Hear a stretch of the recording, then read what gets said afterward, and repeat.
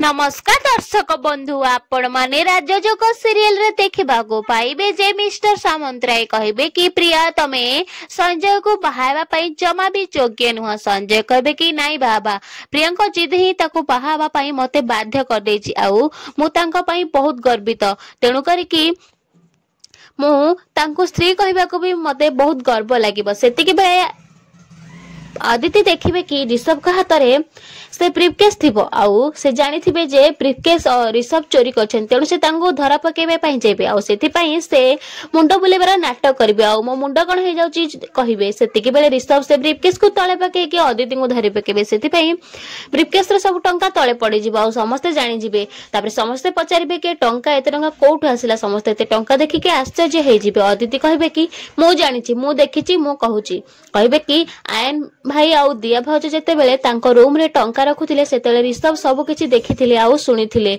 आउ ऋषभ जाय के आयन भाई आउ दिया भाउजंको रूम रे से सब टंका चोरी करी आनिछन्ती आउ एक कथा मु ही देखिछि।